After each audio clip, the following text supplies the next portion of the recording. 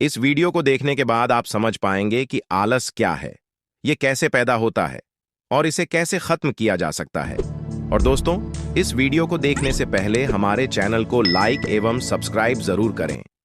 गौतम बुद्ध अपने ध्यान में बैठे थे कि वहां पर एक आदमी आया। ये आदमी अपने आलसीपने से बहुत ज्यादा परेशान था।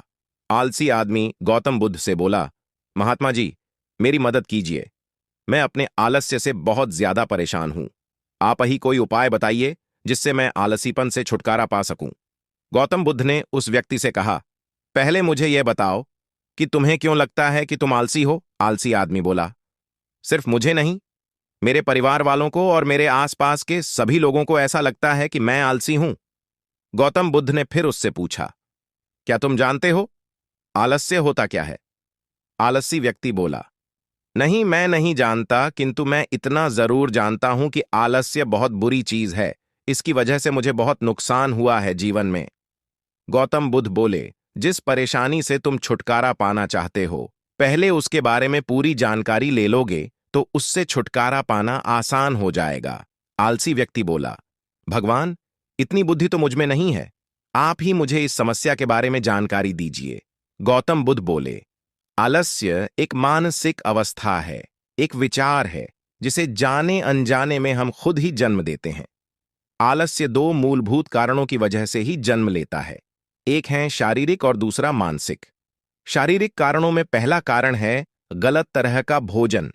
हम सभी जानते हैं कि हमारे शरीर को भोजन से ऊर्जा मिलती है और यह ऊर्जा सजीव चीजों से मिले तो अच्छी, यानी कि प्राकृतिक रूप से जो हमें भोजन की वस्तुएं प्राप्त होती हैं, उनसे अगर यह ऊर्जा मिले तो हमारा शरीर इससे अच्छी ऊर्जा प्राप्त करता है। इससे उलट यदि हम निर्जीव वस्तुओं से ऊर्जा प्राप्त करते हैं तो यह हमें आलस्य की ओर लेकर जाती है। दूसरा कारण, हमारी शारीरिक गतिविधियां भी हमें आलस्य के चंगुल में फंसा सकती है। गौतम बुद्ध ने आलसी व्यक्ति को अपने शिष्यों की तरफ इशारा करते हुए कहा कि देखो, इनके चलने फिरने बैठने के तरीकों में तुम्हें कुछ अलग नजर आ रहा है। जब आलसी व्यक्ति कुछ समझ नहीं पाया, तब गौतम बुद्ध ने उससे कहा, मेरे शिष्य जब भी बैठते हैं तो वे रीढ़ की हड्डी को एकदम सीधा रखते हुए बैठते हैं। चलते हैं तो उनके दोनों पैरों के बीच अच्छे से संतुलन बना रहता है, और जब वह सोते हैं तो उनका शरीर एकदम शिथिल रहता है। ऐसा करने से उन्हें रात्रि में एकदम सही तरीके से नींद आती है। आलसी व्यक्ति बोला, लेकिन नींद तो आलस्य का की एक स्वरूप है। बुद्ध बोले, हाँ, अगर उसे ज्यादा मात्रा में लिया जाए तो। बुद्ध ने इस बात को आगे बढ़ाते हुए कहा, नींद कम मात्रा में लोगे तो तुम्हें अगले दिन थकान महसूस होगी और ऐसा करने से ज्यादा आलस्य शरीर में आएगा। नींद ज्यादा लोगे तब भी यही परिणाम होगा। इसीलिए नींद को ना ज्यादा ना कम, एकदम सही मात्रा में लेना अति आवश्यक है। आलसी व्यक्ति बोला, हाँ, ये तो मैंने भी अनुभव किया है। बुद्ध बोले, अब मानसिक कारणों के बारे में जान लो। मानसिक कारणों में सबसे पहले हैं हमारी पुरानी गलत धारणाएं।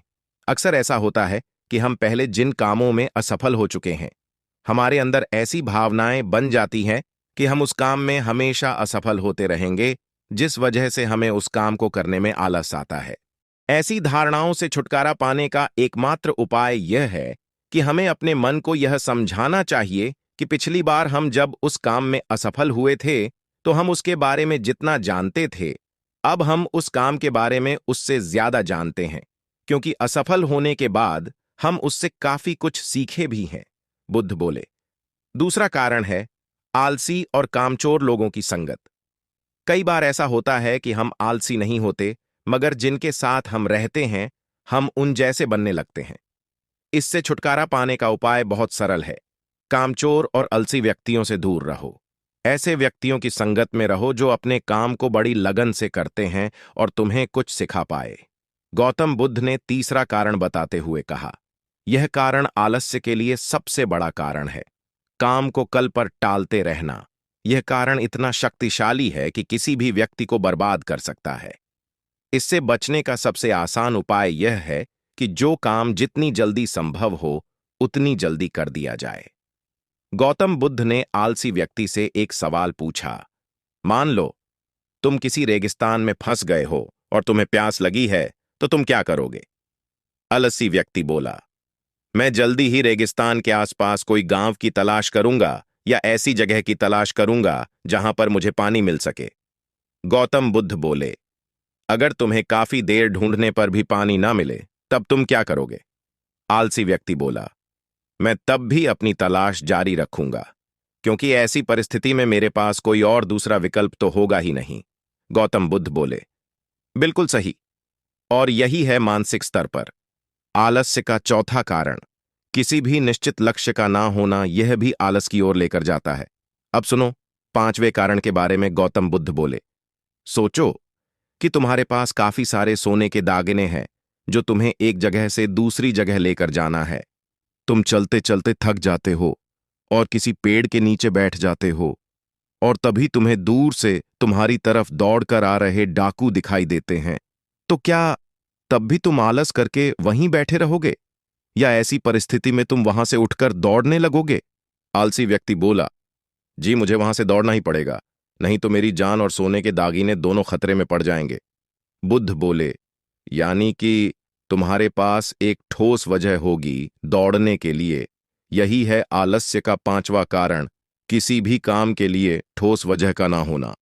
आलसी व्यक्ति महात्मा बुद्ध की बातों से संतुष्ट हुआ। वह बोला, महात्मा जी, मैं अब आलस्य के बारे में सब कुछ जान चुका हूं और अब मैं इन सभी कारणों पर काम करूंगा और अपने आलस्य को दूर भगा दूंगा। दोस्तों, आशा करता हूं गौतम बुद्ध और आलसी व्यक्ति की कहानी आपको अच्छी लगी होगी और इसे पढ़ने के बाद अब